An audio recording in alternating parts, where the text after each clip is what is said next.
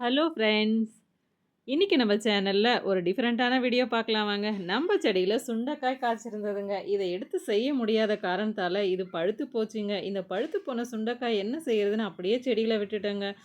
டெய்லியும் பார்த்தா நம்ம வீட்டுக்கு புறாக்கள் வந்துட்டே இருக்கு. என்னடா இது என்னைக்குமே இல்லாத புறாக்கள் நம்ம வீட்டுக்கு இப்படி வருதேன்னு புறாக்களுக்கு அரிசி போடுறேன். அரிசி சாப்பிட மாட்டேங்குதுங்க. டெய்லியுமே புறாக்கள் இந்த பழத்த கொத்தி கொத்தி சாப்பிடுதுங்க. அப்பதான் நான் ஒரு நாள் ஒரு பழத்த எடுத்து வாயில வச்சு பார்த்தா, இனிப்பு கலந்த ஒரு கசப்பா இருந்ததுங்க இந்த பழம். சரி நாமளும் எடுத்து ஒரு ரெசிபிய ட்ரை பண்ணுவோமேன்னு சொல்லிட்டு நான் ஒரு கிண்ணத்துல எடுத்து வச்சேங்க. எடுத்து வச்சதுல நான் ஒரு 1/4 பகுதி தான் உங்களுக்கு ஒரு புதுமையான இன்னைக்கு சுண்ட பழத்த வச்சு ஒரு ரெசிபி செஞ்சு காமிக்க போறேங்க. மீதி இருக்கிற சுண்டைக்காவ சரி வெயில்ல வைக்கலாம், சுண்ட வத்தல் ஆகுமான்னு பார்க்கலான்னு வச்சிருந்தேங்க. வச்சிருந்தா அத இந்த புறாக்கள் கூட்டம் குடும்பத்தோட உட்கார்ந்து சாப்பிட்டு கும்மி அடிச்சுட்டு போயிடுச்சுங்க. சரி புறாக்களுக்கு உணவு கொடுத்த பெருமை நமக்கு நம்மையே சாரும்னு நெனச்சு சந்தோஷமா, இப்ப மீதி இருக்கிற சுண்ட பழத்த வச்சு நான் என்ன செய்ய போறேன்னு பார்க்கலாம் வாங்க. இன்னைக்கு சுண்ட பழம் பருப்பு எப்படி செய்றது பார்க்கலாம் வாங்க. நான் நம்ம வீட்ல 5 பேர் இருக்கிறதால பாருங்க, இந்த ஸ்பூன் வச்சிருக்கேன். ஒரு ஸ்பூன்ல ஒரு ஸ்பூன் ஆளுக்குன்ற கணக்கால 5 ஸ்பூன் எடுத்திருக்கேன். துவரம் பருப்பு எடுத்திருக்கேன். அத 2லேருந்து ஒரு 3 தடவ நல்லா கழுவிக்கலாங்க. நல்லா கழுவி எடுத்துட்டு, நம்ம ஏற்கனவே எடுத்து பாருங்க, சுண்டைப்பழம், சுண்டைக்காய், சுண்டைப்பழம் 2த்தையும் சேர்த்து நல்லா இது போல நான் கழுவி எடுத்திருக்கேன். அதையும் இந்த பருப்புக்குள்ள சேர்த்துக்கலாம். சேர்த்துட்டு, இப்போ ஒரு 2 தக்காளி பழம் எடுத்திருக்கேங்க. அதையும் நல்லா கட் பண்ணி சேர்த்துக்கலாம். கட் பண்ணி இதுக்குள்ள சேர்த்துக்கலாம். இதுக்கு இப்போ நாம தேவையான அளவு உப்பு தேவையான அளவு தண்ணி சேர்த்துக்கலாங்க. தண்ணி சேர்த்து மூடி போட்டு கொஞ்சமா எண்ணெய் விட்டு மூடி போட்டு ஒரு 3 விசில் போட்டு எடுத்துக்கலாம். இப்போ இது இருக்கட்டும், விசில் வரட்டும். இது ஒரு பக்கம் இருக்கட்டும். அதுக்கடுத்து இப்போ தாளிப்புக்கு ஒரு கடாய் வச்சுருக்கேங்க. கடாயில் ஒரு ஸ்பூன் அளவுக்கு கடுகு சேர்த்துருக்கேன். கடுகில் அதுக்கடுத்து ஒரு ஸ்பூன் அளவுக்கு உளுத்தம்பருப்பு சேர்த்துருக்கேன். 2 காஞ்ச மிளகாய் சேர்த்துருக்கேன். 2 பச்சை மிளகாயும் சேர்த்துருக்கேன். இப்போ இதனோட ஒரு அரை ஸ்பூன் அளவுக்கு சீரகம் சேர்த்துருக்கேங்க.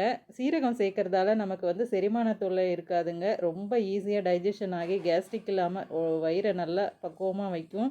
அதுக்கடுத்து ஒரு 2லேருந்து 3 வெங்காயத்தை எடுத்து நல்லா நீள நீளமாக கட் பண்ணி வச்சுருந்தேன். அதையும் எடுத்துட்டேன். ஒரு 10 பல் பூண்டு தட்டி வச்சுருந்தேன். அதையும் சேர்த்துட்டேன். கொஞ்சமாக கருவேப்பிலையும் சேர்த்துருக்கேன். சேர்த்து இதை நல்லா வதக்கிக்கலாங்க. இது பாதி அளவுக்கு வறுபட்ட உடனே இதுக்கு கொஞ்சமாக மஞ்சள் சேர்த்துக்கலாம். மஞ்சள் சேர்த்து இது போல் நல்லா வதக்கிக்கலாங்க. இந்த வெங்காயம் அதிகமாக வறுபடக்கூடாது. கொஞ்சம் லைட்டாக வறுபட்டா போதும். இப்போ நடுவில் எதுக்கு நான் குழி பறிக்கிறேன்னு பார்க்குறீங்களா? இதில் ஒரு ஸ்பூன் எண்ணெய் சேர்த்துருக்கேங்க. எண்ணெய் சேர்த்து தாளிப்பு வடகம் சேர்த்துருக்கேங்க. அந்த தாளிப்பு வடகம் இதுக்குள்ளேயே இப்போ பாருங்கள் லைட்டாக நான் வறுக்கிறேன் பாருங்கள். நல்லா வறுபட்டுடும். இந்த தாளிப்பு வடகம் சேர்க்கறதால, தாளிப்பு வெங்காய வடகம் சேர்க்கறதால குழம்பு நல்லா ருசியாக இருக்குங்க. முதல்லையே நம்ம எண்ணெயில் சேர்க்கறத விட இது போல் நடுவில் சேர்க்கறதால இது நல்ல ஒரு சுவை கொடுக்கும். நீங்களும் ஒரு முறை ட்ரை பண்ணி பாருங்கள். இப்போ நமக்கு தாளிப்பு வடகம் நல்லா பொரிஞ்சிருக்கு. கொஞ்ச நேரம் லோ ஃப்ளேமில் இது போல் நல்லா இதை கலந்து கொடுத்துட்டு, அதுக்கடுத்து இதுக்கு நான் கொஞ்சமாக கருவேப்பிலை திரும்பவும் கொஞ்சம் கருவேப்பிலை சேர்க்க போகிறோங்க. கருவேப்பிலை நிறைய சேர்க்கறதால நம்ம குழம்பு ரொம்பவே நல்லாயிருக்கும். இந்த அளவுக்கு நமக்கு வெங்காயம் வறுபட்டால் போதுங்க. கண்ணாடி பதத்துக்கு வறுபட்டுடுச்சு. இப்போ இது இருக்கட்டும். இப்போ நம்ம பருப்பு சுண்டக்காய் 3 விசில் போட்டு வச்சுருக்கோம். அது எப்படி இருக்குன்னு பார்க்கலாம் வாங்க. இப்போ பாருங்கள், சுண்டக்காவும் பருப்பும் நல்லா வெந்திருக்கு. சுண்டக்காய் பாருங்கள் எவ்வளோ நல்லா வெந்திருக்குன்னு. இப்போ நான் கரண்டியில் உங்களுக்கு பருப்போட சுண்டக்காய் கலந்து காமிக்கும் போதே தெரியும். ரொம்ப நல்லா இருக்கு பாருங்கள். இதை ஒரு சுண்டை பழத்தை எடுத்து நான் கையில் எடுத்து நசுக்கி காமிக்கிறேன் பாருங்கள். ரொம்பவே நல்லா வெந்திருக்கு. இப்போ இதை கொஞ்சம் நல்லா கலந்து கொடுத்துக்கலாங்க. ஸ்டவ் பற்ற வச்சு கொஞ்ச நேரம் லோ ஃப்ளேமில் வச்சு இப்போ அது கொதிக்கும்போது ஏற்கனவே நான் ஒரு எலுமிச்சம்பழத்தை விட கொஞ்சம் கம்மியாக புளி எடுத்திருக்கேன். அதை கரைச்சி இதுக்குள்ளே சேர்த்துக்க போகிறேன்.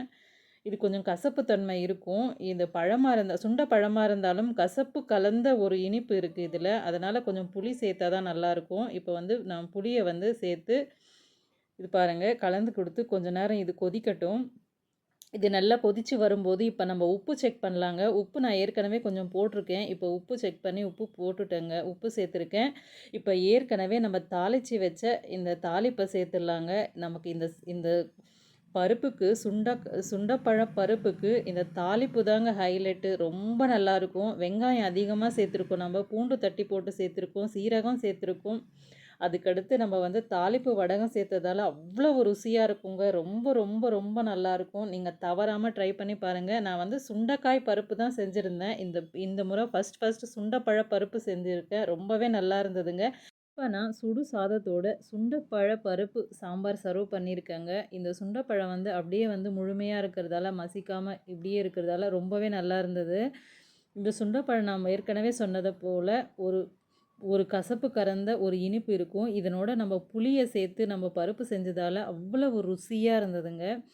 இதனோட நான் வந்து ஒரு எலுமிச்சம்பழம் ஊறுகாய் சர்வ் பண்ணி தான் சாப்பிட்டேன். அதனோட சாப்பிடும்போது அவ்வளவு ருசியா இருந்தது. இந்த எலுமிச்சம்பழம் ஊறுகாய் வந்து காப்பியாஸ் வில்லேஜ் கிச்சன் இனியா சிஸ்டர் கிட்ட வாங்கியிருந்தேங்க. ரொம்ப தரமா செஞ்சு குடுக்குறாங்க அவங்க. உங்களுக்கு வேணும்னா அவங்களோட சேனல்ல வாட்ஸ்அப் நம்பர்ல வந்து கான்டாக்ட் பண்ணி நீங்களும் வாங்கிக்கோங்க. நல்ல தரமான பொருட்கள் வந்து இன்னும் நெறைய பிரண்டை பொடி, இன்னும் ஊறுகாக்கள்லாம் அவங்க செஞ்சு குடுக்குறாங்க. நீங்க வேணும்னா கான்டாக்ட் பண்ணி வாங்கிக்கோங்க. இப்போ பாருங்க, நான் கையில எடுத்து உங்களுக்கு பெசஞ்சு காமிக்கிறேன். எவ்வளோ நல்லாருக்கு பாருங்க.